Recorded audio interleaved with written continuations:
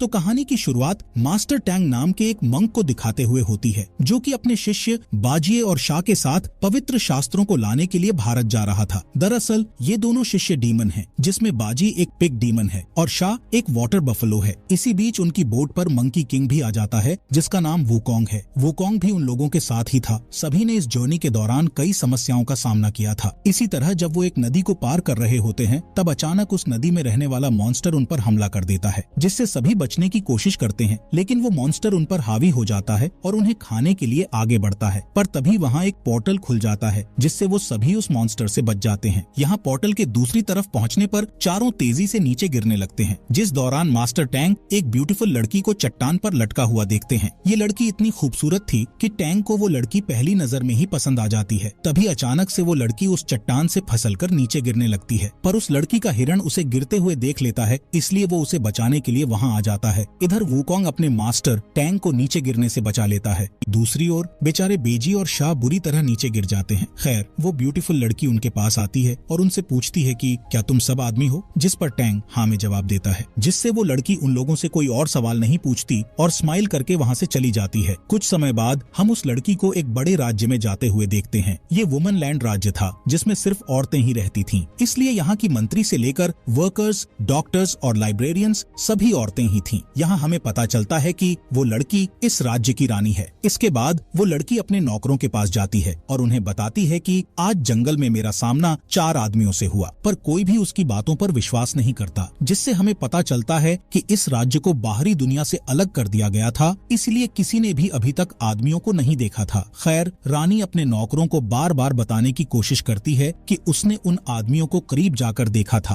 पर अभी भी उन्हें रानी पर विश्वास नहीं होता, बल्कि उन्हें लगता है कि रानी की तबीयत खराब हो गई है। इसके बाद हम रानी को लाइब्रेरी में देखते हैं, जहाँ वो अपनी पुश्तैनी किताब को निकालकर पढ़ने लगती है। इस किताब में लिखा था कि आदमी जहरीले होते हैं। तभी वो नोटिस करती है कि उस किताब के कुछ पेज गायब हैं। इसी दौरान वहाँ राज्य की महारानी आती है, जिन्होंने रानी को बचपन से पाल पोस कर बड़ा किया था। यहाँ महारानी जब उन आदमियों के बारे में सुनती है, तो अपनी सैनिकों को उन्हें ढूंढने का कहती है। दूसरी ओर मास्टर टैंग, वुकोंग और शाह जंगल से बाहर जाने का रास्ता खोज रहे होते हैं, जिस दौरान बेजी को लड़कियों का एक ग्रुप दिखाई देता है, जो कि नदी में नहा रही थीं। यहाँ बेजी उन लड़कियों को देखकर बहुत एक्साइटेड हो जाता है, इसलिए वो अपने शरीर को आदमी के शरीर में बदलकर उनके पास जाता है, लेकिन वो लड़कियाँ उससे इम्प्रेस होने की बजाय उसे पकड़कर पीटने लगती हैं, जिससे बेजी अपने असली रूप में वापस आ जाता है। इसी बीच कुछ सैनिक औरतें वुकोंग, टैंग और शाह को पकड़ लेती हैं। तब मास्टर टैंग अपने शिष्यों को उन औरतों पर वार करने से मना करता है और शांति से इस सिचुएशन को संभालने लगता है, लेकिन वो औरतें बहुत गुस्से में होती हैं, इसलिए वो टैंग की कोई बात नहीं सुनती और उन तीनों को सजा देने के लिए अपने राज्य में ले जाती हैं। इस राज्य को देखकर टैंग समझ जाता है कि इस साम्राज्य में सिर्फ औरतें रहती हैं, जिसके बाद उन्हें महल में ले जाया जाता है, जहाँ उन्हें पता चलता है कि जंगल में वो जिस खूबसूरत लड़की से मिले थे,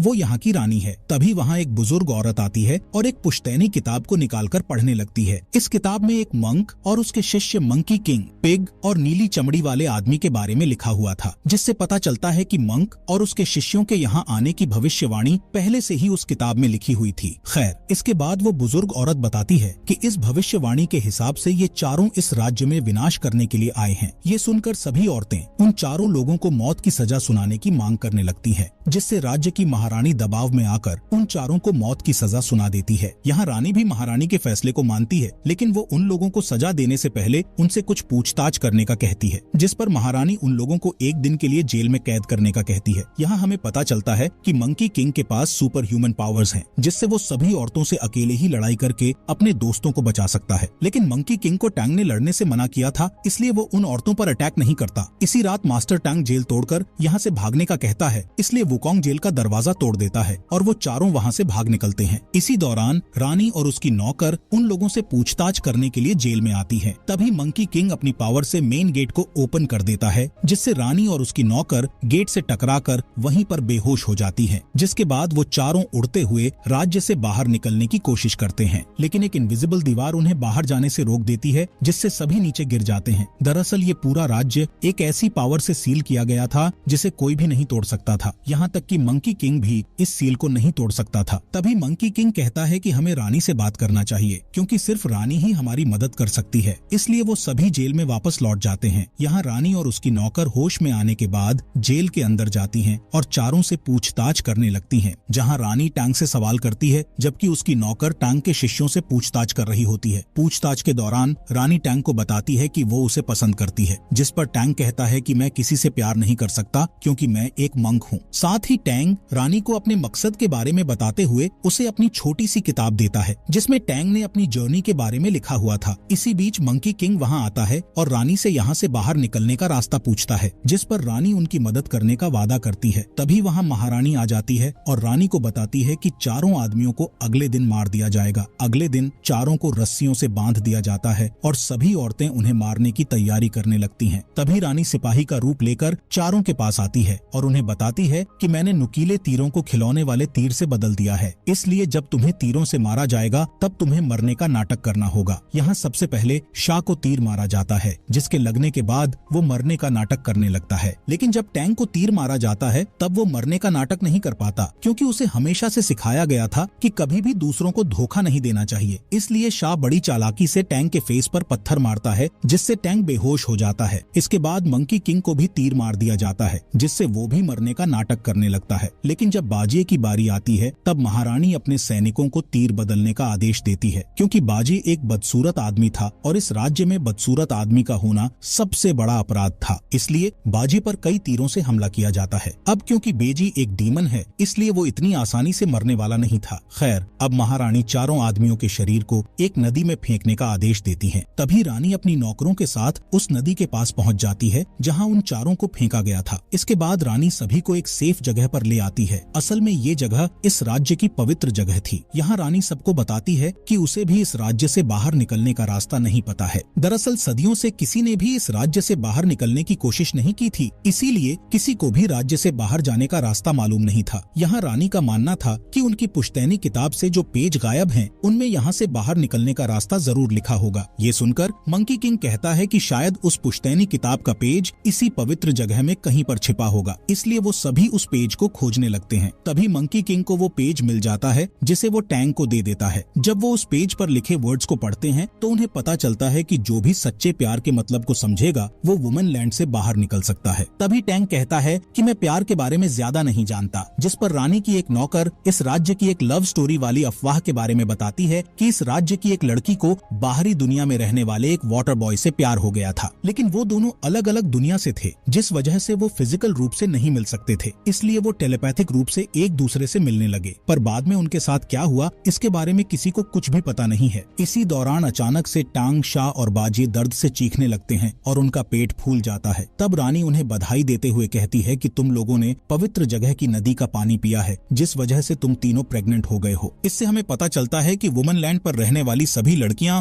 इस नदी के पानी को पीकर ही प्रेग्नेंट होती हैं और नई लड़कियों को जन्म देती हैं।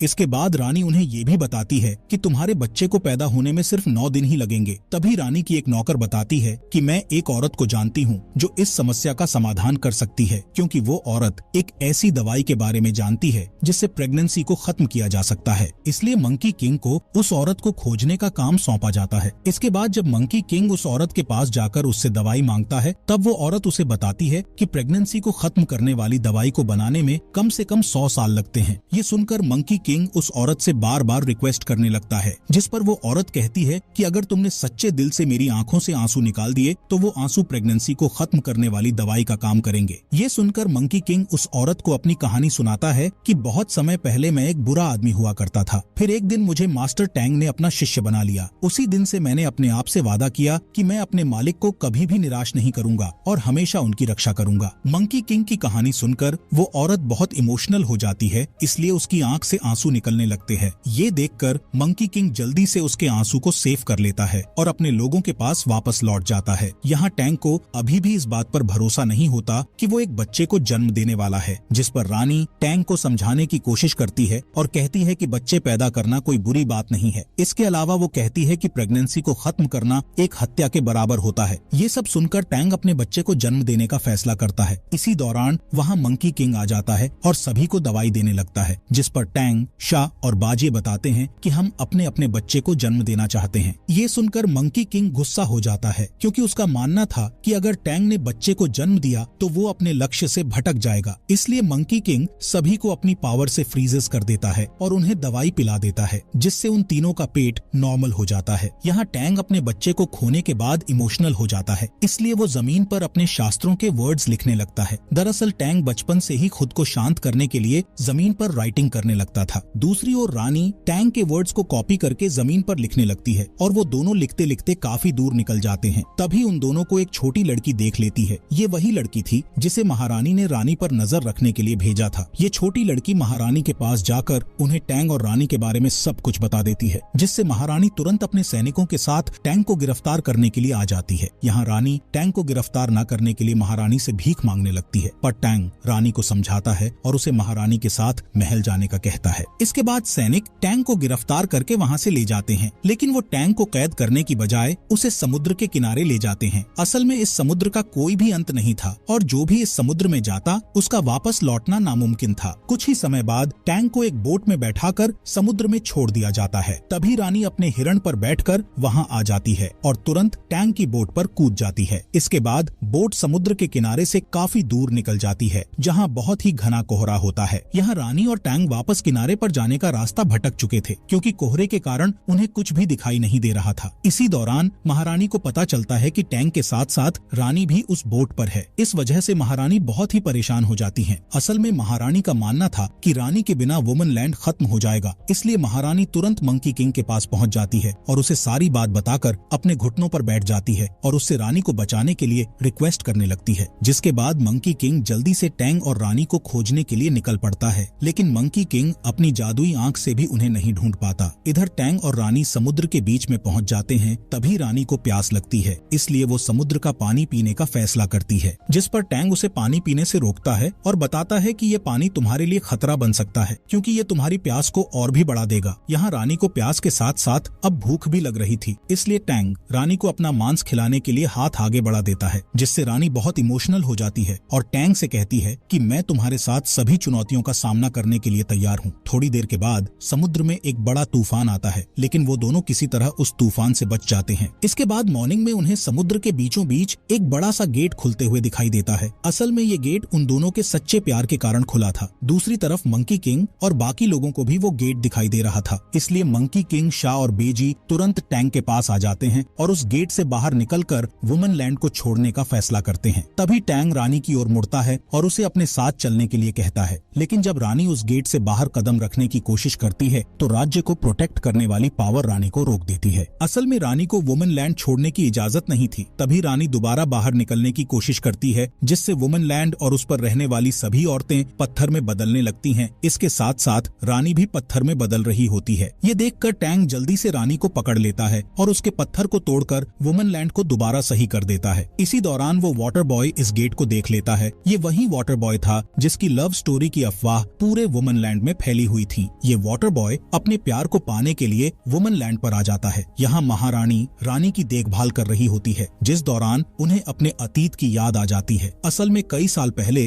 रानी की माँ ने महारानी के हाथों में अपनी बच्ची को सौंपकर उसकी रक्षा करने के लिए कहा था। यहाँ हमें पता चलता है कि महारानी और वाटर बॉय एक दूसरे से बहुत प्यार करते थे, लेकिन इस राज्य की अगली रानी की देखभाल करने के लिए महारानी ने अपना प्यार छोड़ दिया था, ताकि उनकी ड्यूटी के बीच उनका प्यार न आ सके। यहाँ टैंग रानी के पूरी तरह से ठीक होने तक वुमन लैंड में रहने का फैसला करता है। तभी टैंग के सामने दया की देवी आती हैं, जो टैंग को समझाती हैं कि अगर तुम रानी से प्यार करने लगे हो तो उसमें कोई गलत बात नहीं है, लेकिन तुम्हें रानी और सभी प्राणियों में से किसी एक को चुनना होगा। इसके बाद टैंग महल में लौट आता है, जहाँ पूरा राज्य रानी के ठीक होने के लिए प्रार्थना कर रहा था। तभी अचानक वहाँ वाटर बॉय आ जाता है। वाटर बॉय महारानी का पिछले 20 साल से इंतजार कर रहा था, इसलिए वो महारानी को देखकर अपने प्यार का इजहार कर देता है और उसे अपने साथ चलने का कहता है। पर महारानी को इस राज्य की रानी को सही दिशा दिखाने की ड्यूटी करनी थी, इसलिए वो वाटर बॉय के साथ चलने से मना कर देती है, जिससे वाटर बॉय को गुस्सा आ जाता है और वो वुमन लैंड को खत्म करने का कहता है। जिसके बाद वाटर बॉय टैंग और रानी को उठाकर ले जाने लगता है, लेकिन मंकी किंग वहाँ आकर तुरंत उन्हें बचा लेता है, जिससे वाटर बॉय को और भी गुस्सा आ जाता है, इसलिए वो डीमन में बदलकर राज्य पर हमला करने लगता है। तब मंकी किंग, शाह और बेजी उसे रोकने की कोशिश करते हैं, लेकिन तभी वाटर बॉय बहुत बड़े रूप में बदल जाता है और राज्य को पानी में डुबाना शुरू कर देता है, जिससे वुमन लैंड खत्म हो जाता है और सभी औरतें समुद्र में गिर जाती हैं। वहीं मास्टर टैंग जब औरतों को मरते हुए देखता है तो उन्हें बचाने के लिए भगवान बुद्ध से प्रार्थना करने लगता है। तभी भगवान बुद्ध का एक हाथ पानी के अंदर से निकलता है और डूबती हुई औरतों को बचा लेता है, जिसके बाद भगवान बुद्ध वाटर बॉय को उसके असली रूप में लाकर उसे सजा देते हैं। इसके बाद वुमनलैंड फिर से सही हो जाता है और मास्टर टैंग अपने कर्तव्य को निभाने और अपने मिशन को जारी रखने का डिसीजन लेता है। वहीं रानी भी टैंग के डिसीजन को मानते हुए वुमनलैंड को संभालने का डिसीजन लेती है। कहानी के एंड में रानी चारों को अलविदा कहती है, जिसके बाद वो चारों पवित्र ग्रंथों को खोजने के लिए फिर से अपनी जर्नी पर निकल जाते हैं और इसी के साथ ये मूवी यहीं पर खत्म हो जाती है। दोस्तों, हमारे फॉक्स एक्सप्लेनर हिंदी चैनल को सब्सक्राइब करना मत भूलना।